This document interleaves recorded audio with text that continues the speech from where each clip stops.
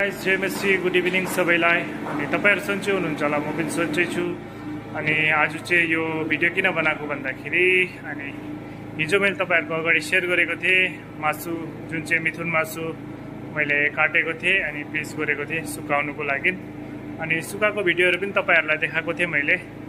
अनि आज चाहिँ के भइछ भन्दामा फेरि आज लिएर आइदिएको छु। एकदम आज चाहिँ हिजोको भन्दा बेसी नै मासु लिएर आइदिएको छु। अनि फेरि त्यसलाई हामी म पिस गरेर अनि फेरि त्यसलाई सुकाउनु पर्छ, नभए त्यो मासु त गनाउँछ। अनि त्यही कारणले म त्यो मासुलाई पिस गरेर सुकाउँछु। मासु चाहिँ कहाँ छ भन्दामा तपाईहरुलाई देखाउँछु।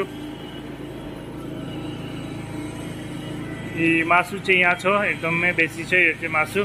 हिजोको त बहुत कम थियो, आजको चाहिँ एक पाटा एकदम पुरा करङको पाटै नै पुरा ल्याइदिएको रहेछ। आज चाहिँ एकदम बेसी छ, देख्न सक्नुहुन्छ तपाईहरु। यो चाहिँ एकदम मिथुनको मासु हो, मिथुन जंगलको मिथुनको मासु, अरुणाचलको मिथुनको मासु हो यो चाहिँ। साथीहरु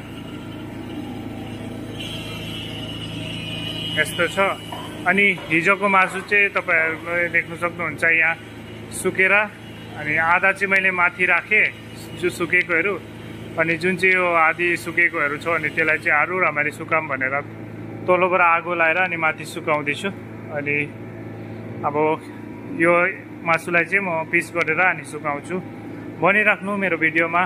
अनि तपाईहरुलाई अरु अगाडि यो पिस गरेर सुकाएको पनि भिडियो म देखाउँला। अनि बनिराख्नु मेरो भिडियोमा। अनि फाइनली गाइस म चाहिँ पिस गर्नु थाले मासुलाई।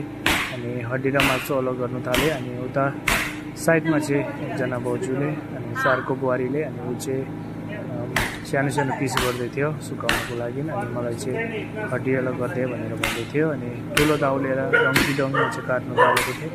हात पनि दुखिसकेको थियो, अनि हिजो काटेकोले पनि पुरा दुखिरहेको थियो। हात दाउ पनि यति भारी थियो, फेरि पनि के गर्नु, काट्नु त पऱ्यो, कोही छैन अब सघाइदिने त केटा मान्छे। अनि त्यही कारण लास्टमा पिस चाहिँ गरेर यस्तो भयो। अब यो रेडी छ सुकाउनुको लागि। अब यसलाई सुकाइदिन्छु सरङमा मजाले। अनि फाइनली कस्तो देख्दैछ साथी हो, पुरा यहाँ चाहिँ भर्ती गरिदिएँ मैले चाहिँ सरङ।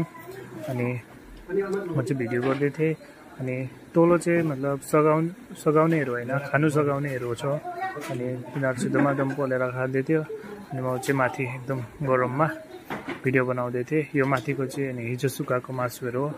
मेरो पनि गरमले हालत खराब भएको थियो, फेरि पनि के गर्नु, छोटो ब्लग बनाएर तपाईँहरूको अगाडि सेयर गर्छु भनेर। By by.